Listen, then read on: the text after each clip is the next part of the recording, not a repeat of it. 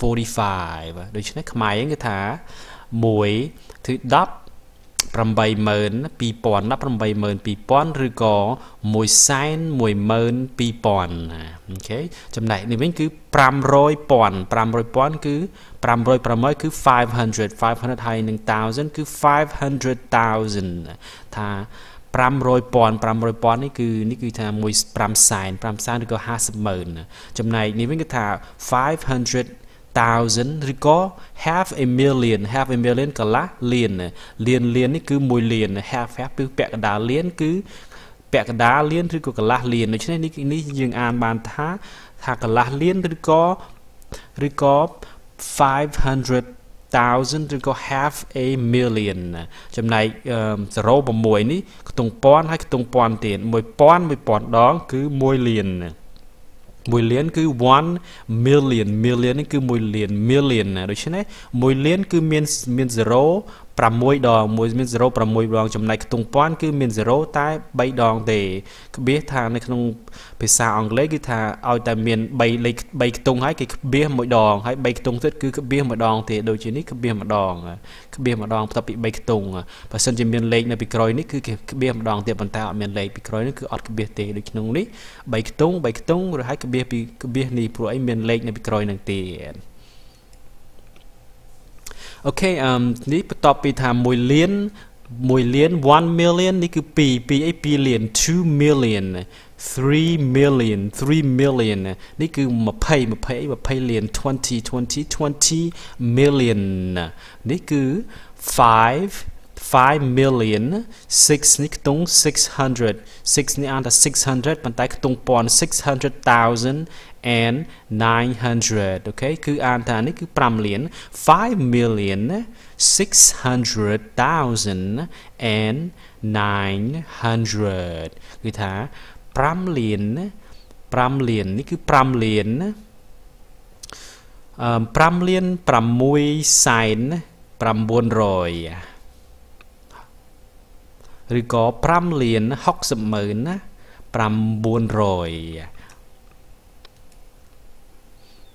អូខេបន្ទាប់ពីក្នុងលានមកគឺនេះគឺថា100លាននេះគឺ06គឺលានចំណែកនេះគឺ100អី100លាន100 million ចំណែកនេះវិញគឺថាមាន06 9 03 គឺ09ហើយបន្ទាប់មកយើងក្បៀសថាបន្ទាប់ពី3គឺយើងក្បៀសម្ដងដូច្នេះនៅក្នុងនេះគឺថា1000លាននេះថា1000 million នេះគឺ1000លាន1000 million នេះគឺស្មើនឹង1 billion 1 billion នេះគឺថា1 billion តែម្ដងគឺនេះគឺថា1000លាន1000លានស្មើនឹង1 billion ដូច្នេះមកលាន1000ដងស្មើនឹង billion ចំណែកនេះវិញគឺថាមាន0 3 6 9 12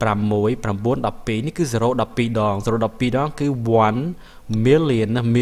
តាមមក06គឺ1លានចំណែក0នេះគឺ6ទៀតគឺ1លានដង1លានហើយ1លានដង1លានដងគឺស្មើនឹង1 trillion 1 trillion ឬក៏នេះគឺ1000 billion ថា billion គឺមាន09បើសិននេះពីមុខនេះ1000ដង1000 billion 1000 billion ឬក៏ស្មើនឹង1 trillion នេះច្រើនណាស់រាប់អស់ឲ្យច្រើនមែនទែនណា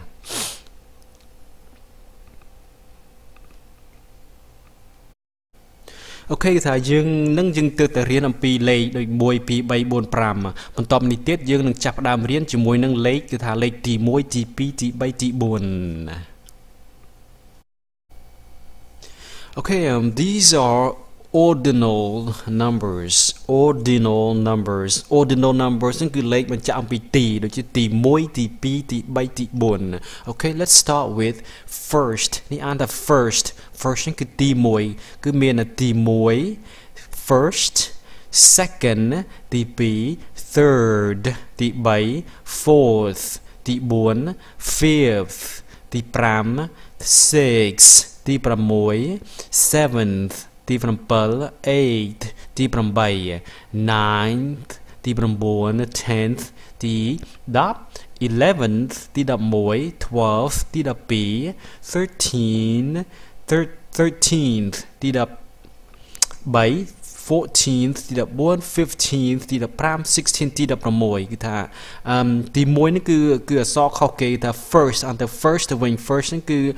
បើសិនជាយើងសរសេរលេខត្រូវមាន s ហើយនឹង t នៅចុងក្រោយគឺបញ្ជាក់អំពីទី1ចំណែកទី2វិញគឺ second ហ្នឹងគឺអក្សរនេះអក្សរចុងក្រោយនេះគឺដាក់នៅពីក្រោយលេខនឹងគឺ second ចំណែក third គឺអក្សរ o ហើយនឹង d នៅចុងក្រោយនេះអន្តរ third ចំណែកទី4នឹង fourth នេះគឺមានអក្សរ th នៅពីក្រោយនឹងចំណែក5គឺយើងយកចាប់ពី5ឡើងទៅគឺយើងយកអក្សរ th នៅពីក្រោយដាក់ពីក្រោយលេខហ្នឹងទី5ទី6ទី7ទី8តមកនេះគឺថា6 6 7 7ហើយយើងដាក់អក្សរ th នៅពីក្រោយ th នៅពីក្រោយនេះគឺមាន th នៅពីក្រោយហ្នឹងពេលណាយើងសរសេរលេខត្រូវមាន th នៅពីក្រោយដើម្បីបញ្ជាក់អំពីទី1ទី2ទី3ទី4អញ្ចឹងអូខេចំណែកនេះវិញគឺថាដូចគ្នាដែរគេថាទី9ទី10ទី11ទី12ទី13ទី14ទី15ទី16តទៀតមក 17th តទៅមុខទៀតទៅអូខេ20គឺថា 20th អាន 20th th មានខ្យល់ដាតនៅចំថ្មិញអាន 20th ទៅពេល20ចំណែក21វិញគឺទៅជា 21st ព្រោះ1តែទី1នេះគឺ first ដូចជា 21st 20ទៅមាន th ចំណែក 21st ឲ្យតែ first គឺមាន st 21st ចំណែក22គឺ 22nd គឺមានអក្សរ n ហើយនឹង d 23rd គឺមានអក្សរ o ហើយនឹង d បន្ទាប់ពីនឹងមកគឺថាមាន first second and third នេះគឺត្រូវមាន s t and d ហើយនឹង o d ចំណែកបន្ទាប់ពីនឹងមកគឺមានតែ th អូខេ 24th 25th 26តមកចំណែក30គឺ 30 years ដូច្នេះគឺថាក្នុង20យើងត្រូវមាននេះថែម t e ហើយនឹង th ចំណែក30គួរជាងដែលមាន i e ហើយនឹង th 30th ចំណែក31គឺយើងដាក់ 31st តមកទៀត 32nd 33rd តមក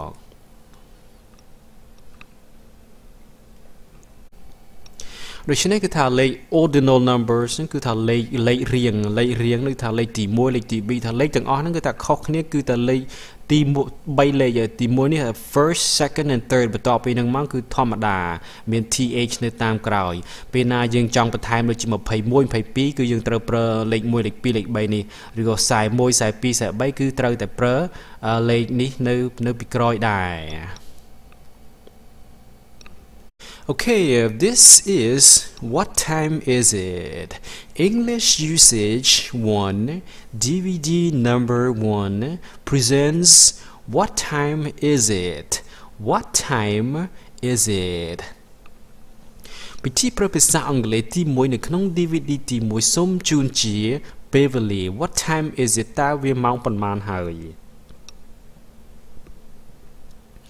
What time នេះគឺថាពេលវេលាតើពេលវេលាអ្វីតើវាគឺជាពេលវេលាអ្វីគឺមានន័យថានៅក្នុងភាសាអង់គ្លេសគឺចង់និយាយស្អីអំសួរអំពីតើម៉ោងប៉ុន្មានហើយ What time is it តើម៉ោងប៉ុណ្ណាហើយអូខេ What time is it នៅក្នុង What time is it នេះគឺមាន second minute and hour the second នេះគឺវិនាទីហើយនឹងម៉ោង1ម៉ោង2ម៉ោងនេះគឺ hour ចំណែកមិនិតនេះគឺ minute second គឺវិនាទីអូខេ What time is it តើម៉ោងប៉ុន្មានហើយពេលណាយើងចង់សួរគេថាយើងចង់ដឹងថាម៉ោងប៉ុណ្ណាហើយយើងសួរគេថា What time is it តើវាម៉ោងប៉ុន្មានហើយឬក៏យើងអាចសួរគេផងដែរថា Do you have the time តើអ្នកមានពេលវេលាទេគឺមានន័យថាតើម៉ោងប៉ុន្មានហើយនេះយើងសួរនេះ Do you have the time ក៏បានឬក៏យើងសួរ What time is it ក៏បានដែរថា Excuse me What time is it ឬក៏ Excuse me Do you have the time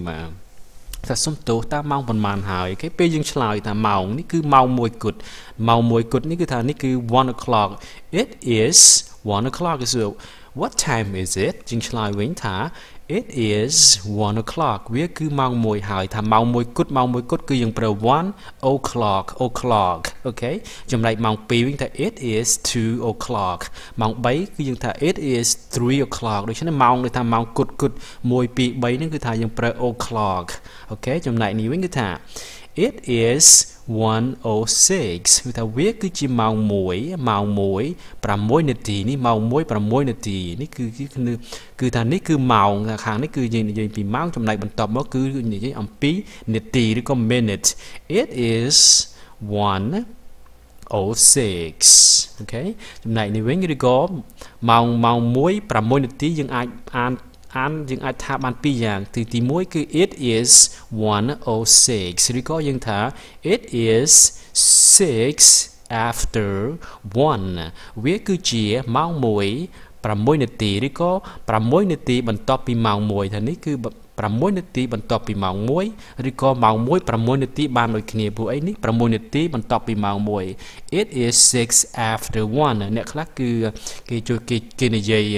ថា 6 after 1ឬក៏អ្នកខ្លះទៀតគឺថា 1:06 បានដូចគ្នាអូខេ another example it is 1:10 ឬក៏ it is 10 after 1នេះគឺជា10 minute បន្ទាប់ពី1 it is 10 after 1ឬក៏ it is 1:10គឺថានៅក្នុងស្រុកអាមេរិកគេប្រើបានដូចគ្នា it is 10 after 1អ្នកខ្លះនិយមប្រើ 10 after 1អ្នកខ្លះគឺប្រើថា 1:10 បានដូចគ្នា 1 o'clock 1 o'clock and 10 minutes បានដូចគ្នាអូខេ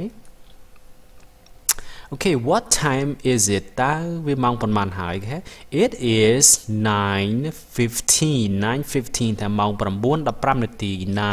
9:15 ឬក៏គឺយើងអាចនិយាយថាបានផងដែរថា it is a quarter after 9 it is a quarter after 9 ឬក៏ it is 15 minutes after 9នេះ15បន្ទាប់ពី9ឬក៏15 minutes after 9ក៏បានឬក៏ a quarter after 9 a quarter គឺមានន័យថា1/4នេះគឺ1/4 a quarter គឺ1/4 1/4គឺថានៅក្នុង1ម៉ោងវាមាន60 minute 60 minute ហើយ1/4នៅក្នុង60 minute ហ្នឹងគឺស្មើនឹង15នាទីដូច្នេះ a quarter ពេលណាគេនិយាយថា a quarter ហ្នឹងគឺមានន័យថា15នាទីដូច្នេះ a quarter after 9ថា15នាទីបន្ទាប់ពីម៉ោង9មានន័យថាម៉ោង9 15នាទីដូច្នេះយើងអាចប្រើថា it is 9:15 ក៏បានឬក៏ it is a quarter after 9 ក៏បានដែរឬក៏ it is 15 after 9 បានដូចគ្នាអូខេចំណែកនេះម៉ោង10កន្លះឬក៏ម៉ោង10:30 នាទីអង់គ្លេសគេថា it is 10:30 គឺម៉ោង10កន្លះតែម្ដង 10:30 គេអត់និយាយថា 10 and a half ទេគឺគេនិយាយថា 10:30 វិញខ្មែរហ្នឹងគឺថាគឺនិយាយម៉ោង10កន្លះឬក៏ប៉ុន្តែអង់គ្លេសគឺគេនិយាយថាម៉ោង10:30 នាទីទៅវិញ it is 10:30 គឺមិនមែន 10 and a half ទេចំណែកនេះវិញគឺថា it is 7:45 នេះគឺថា 7 ហើយនេះ45 គឺម៉ោង 7:45 នាទី it is 7:45 ឬក៏ it is a quarter to 8 គឺចំណាំថាគឺ15នាទីនេះគឺជាម៉ោង 7:45 ម៉ោង 7:45 ហ្នឹងគឺស្មើនឹងថាខ្វះ15 minute ទៀតគឺម៉ោង 8 ដូច្នេះនេះគឺថានេះគឺជាម៉ោង 7:45 នាទីឬក៏ខ្វះ15 minute ទៀតគឺម៉ោង 8 នេះគឺថា it is a quarter to 8 ថាមួយ quarter គឺ15 នាទី15 នាទីទៀតទៅម៉ោង 8 មានន័យថាម៉ោង 8 ខ្វះ15 នាទី it is a quarter to 8 okay another example it is 12 midnight គឺវាគឺម៉ោង 12 យប់ midnight នេះគឺម៉ោង 12 អត្រាតដល់ midnight គឺពាក់កណ្ដាលយប់គឺអត្រាតវាគឺម៉ោង 12 កណ្ដាលអត្រាតម៉ោង 12 កណ្ដាលអត្រាត 12 am 12 am នេះគឺបញ្ជាក់អំពីម៉ោង 12 កណ្ដាលអត្រាតអូខេឬក៏It is 2 o'clock sharp. It is 2 o'clock sharp. 2 o'clock